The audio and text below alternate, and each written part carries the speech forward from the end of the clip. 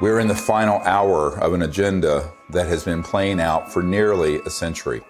Centralized monopolies of power in government, the defense industry, and the corporate media are all converging on the same narrative that extraterrestrials are real, they're here, and they're a threat. One of the biggest bombshells at that 2001 press conference was the testimony of Carol Rosin, an aerospace executive who worked beside Wernher von Braun, the Nazi rocket scientist who came to America after World War II to work for NASA.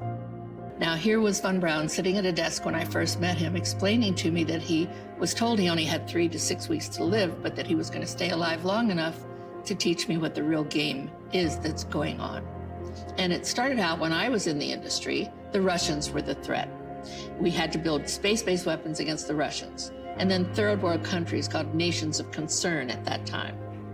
And then the asteroid threat, which I thought was kind of comical that we could just put weapons up there to shoot down or steer an asteroid. And then it leads to the last card. And then he would repeat to me over and over, and the last card, the last card, the last card would be the extraterrestrial threat. He explained to me that there was a moment when we were going to be told that the extraterrestrial beings, that their craft were a threat, and they were not. These craft that have come here are now not UFOs, they're identified flying objects, and we know that they have beings in them. And we have witnesses here who have told you that they can shut down our missile silos. They can stop a rocket going into space that's a test. We have witnesses here who have worked in the classified departments who have the courage to come forward here to support what Wernher von Braun told me back in 1974 to 77. At the end, I said, and it's all a lie. Well, it's still all a lie.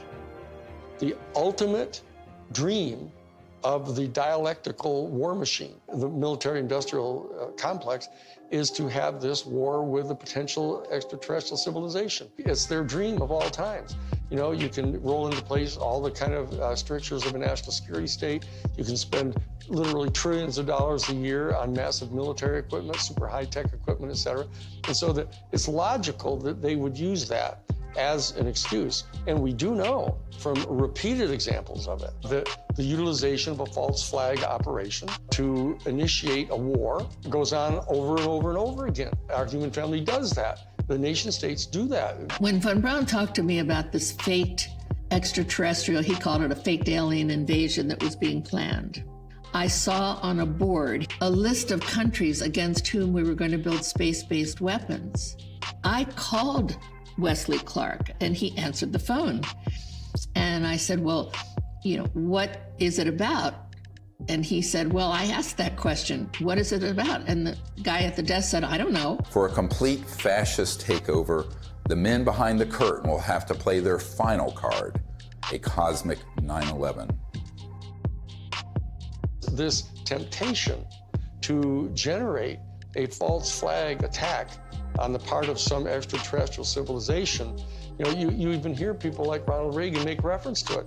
Perhaps we need some outside universal threat to make us recognize this common bound. I occasionally think how quickly our differences worldwide would vanish if we were facing an alien threat from outside this world. People should not be afraid of their governments. Governments should be afraid of their people.